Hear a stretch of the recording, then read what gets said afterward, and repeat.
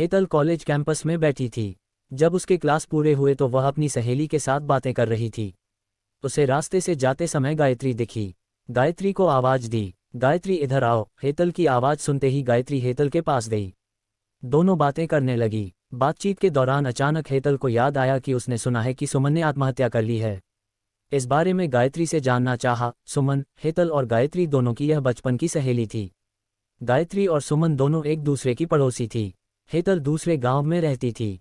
भले ही सुमन की 3 बार शादी की गई लेकिन उसने आत्महत्या क्यों की, ऐसा सवाल हेतल के मन में आया।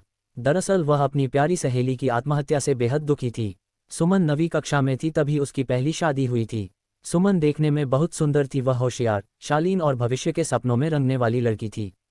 उसने अपने जीवन में कई सपनों को चित्रित किया था, पर घर के लोगों ने उसकी जबरदस्ती से शादी करवा दी। हेतल के पास इतने सारे सवाल थे कि वह नहीं जानती थी कि गायत्री से कैसे पूछूं, लेकिन हर बात की सच्चाई जानना चाहती थी। और आखिर में गायत्री से पूछा कि सुमन ने आत्महत्या क्यों की। एक क्षण के लिए गायत्री चुप हो गई। जल्दी से उसके मुंह से शब्द नहीं निकल रहे थे। उसने गहरी सांस ली और बोलना शुरू किया। 3 साल पहले सुमन की शादी अबीर नाम के शख्स से हुई थी। वास्तव में उसकी बहुत अच्छी गृहस्थी चल रही थी। दोनों एक दूसरे से प्यार करने लगे थे। जब भी ये दोनों साथ में बाहर जाते तो सभी कपल इनसे जलते थे। अबीर और उसके परिवार के सभी सदस्य अच्छे स्वभाव के थे। जैसा उसने सपनों में जोड़ीदार सोचा था वैसा ही उसे अपना पार्टनर मिला था। उसके घर की स्थिति मध्यम थी। अबीर का एक छोटा सा होटल था। उसमें से उसके सारे खर्चे बाद देने के बाद कुछ पैसे बच जाते थे। घर की हालत बहुत साफ सुथरी थी। एक दिन वह होटल से घर बाइक पर आ रहा था। एक बड़ी कार से उसका बहुत बड़ा एक्सीडेंट हो गया और इसमें उसे काफ़ी चोटें आई। हादसे के बाद उसे अस्पताल ले जाया गया, लेकिन सिर में गंभीर चोट लगने के कारण इलाज के दौरान उसकी मौत हो गई। सुमन को बहुत दुख हुआ, लेकिन उसके ससुराल वालों को गलतफहमी थी कि अबीर की दुर्घटना सुमन की वजह से हुई, वह अपशकुनी है, ऐसा उनको लगता था। उनमें से कोई भी उसे समझ नहीं पाया। अबीर के जाने के बाद कुछ दिनों के भीतर ही सुमन को घर से निकाल दिया गया। उसे घर से बाहर निकालने के बाद वह मायके गई और कुछ दिन मायके में ही रही। लेकिन आसपास पड़ोसियों में चर्चा हो गई तो उसके माता पिता फिर से उसके लिए रिश्ता ढूंढने लग गए। जब वह बाहर निकलती थी तो लोग हमेशा उसे ताने मारते थे। इस वजह से सभी बहुत परेशान हुए। ऐसे में उन्होंने जल्दी जल्दी में अमोल से शादी करवा दी। अमोल बहुत बुरा आदमी था। दारू पीता था, कुछ काम धंधा नहीं करता, चोरी करता, मारपीट करता, उसका रोजाना यही काम था। इस सब से सुमन को बहुत दुख होता था, पर वह कुछ नहीं कर सकती थी। एक बार एक रात को वह देर से घर आया और जल्दी जल्दी में घर में कुछ ढूंढने लगा। सुमन ने उसे पूछा पर उसने कुछ भी नहीं बोला। उसे जो चीज़ चाहिए थी वह उसे मिली नहीं, इस वजह से वह वहां से बाहर चला गया।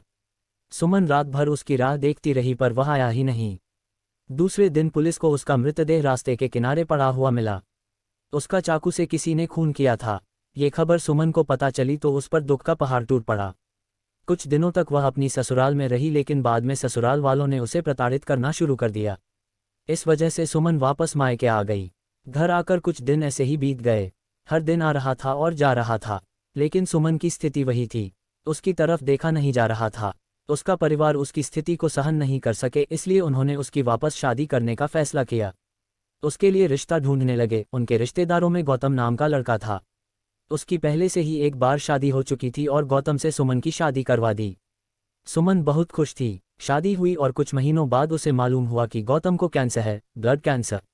इस बात का पता चलते ही उसके हंसते हुए चेहरे पर फिर से दुखी हो गया, लेकिन उसने हिम्मत से इन सब का सामना करने का फैसला किया।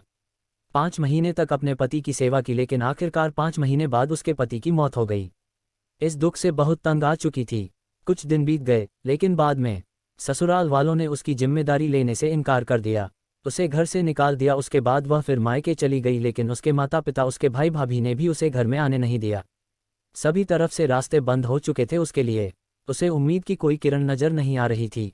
अंत में उसने खुद को खत्म करने का फैसला किया, उसका जीवन समाप्त कर दिया। सुमन की यह कहानी सुनकर हेतल की आंखें आंसुओं से भरकर बह रही थी। पूरा दिन वह सुमन के बारे में सोचती रही। क्या इन तीनों घटनाओं में बेचारी सुमन का कोई भी दोष था?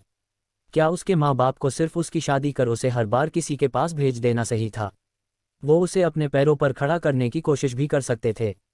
सच कहो तो हेतल की जान उसकी बदनसीबी ने नहीं, उसके परिवार की, उसके आसपास के लोगों को छोटी सोचने ली है। वो बेचारी मनहूस नहीं, बदनसीब थी, क्योंकि उसके आसपास ऐसी सोच रखने वाले लोग थे। Please subscribe my channel. Folded hands, folded hands.